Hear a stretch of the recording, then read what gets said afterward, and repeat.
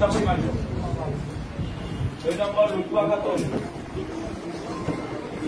দোয়া করতে লাগবে সাকিরুর না সাকিরুর না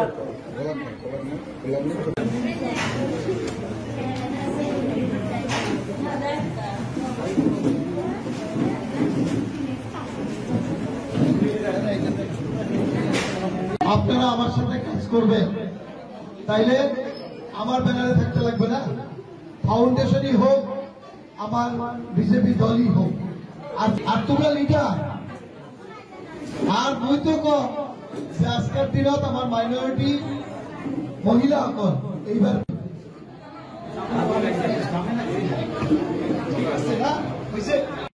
মই ভাবো যে বিজেপির যে কর্ম যি আমার মুখ্যমন্ত্রী মহোদয়ের যে দক্ষতা মুখ্যমন্ত্রী মহোদয়ের যে পপুলারিটি মুখ্যমন্ত্রী মহোদয়ের কারণে আজি যে সংখ্যালঘু রাইজে মুসলমান ভাইসকলে যে বিজেপিক আকলি লৈছে তার কারণে মই ভাবো যে আগন্ত দিনত যে আমার বিটিআৰৰ নিৰ্বাচন আছে বিটিআৰৰ নির্বাচনত বিজেপি খুব ভাল রেজাল্ট হব আর বিশেষকৈ আমার এই ইলেকশনের পিছত কংগ্রেসে এনেও 0 আর বিগ 0 আজি কুমাৰ সমষ্টিৰ পৰা 100 এবভ মহিলা জয়েন কৰিলে আৰু এই জয়েনিংটো মোৰ ৰেসিডেন্সত আহি পেলাই কৰিছে আমি মাতি আনা নাই এখেতে কৈছে আমি উইলিংলি আমি জয়েন কৰিম বিজেপিত জয়েন কৰিম আৰু এখেতে আহিছে আৰু মই এখেতৰ লগত কথা পাতি পেলাই যেটো চালো যেটো মনৰ ভাৱ যে বিজেপিৰ প্ৰতি এই মহিলাসকল অলপ দিন আগত মুখ্যমন্ত্রী মহোদয়ে কৈছিল যে এইবার বিজেপি আমার মাইনরিটি মহিলাসকলে বহুত ভোট দিছে যথেষ্ট ভোট দিছে ইয়ার এইটো প্রমাণ যে এইবার মহিলাসকলে যে বিজেপির কামত যে খুব সন্তুষ্টি হই এক্ষেত্রে ভাবিছে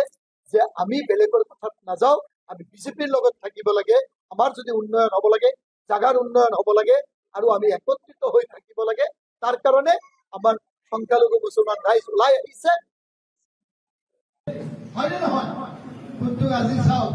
এই বিপিএফে বিজেপির লগতে সরকার করিছে আজিও করার কারণে বিজেপির পিছে পিছে ঘুরি আছে হয় না নহয়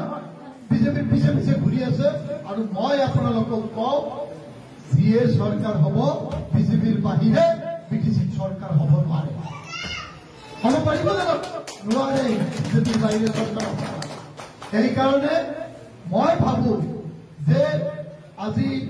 দিল্লি যাওক সেন্ট্রালত যাওক আমার বিজেপির সরকার স্টেটত বিজেপি সরকার ইয়াত অৰুণোদয় পায় আপোনালোকে ইয়াত চাওক আমার ইয়াত জামালদা আছে করিম ভাই আছে বুধক যে 7 কাটা বিজেপি আমার মুসলমান ভাইসকলে কিমান অৰুণোদয় প্ৰয়োজন আমাৰ মুসলমান ভাইসকলে নদী চাওক যত আমাৰ আদিবাসী আছে আমি আজি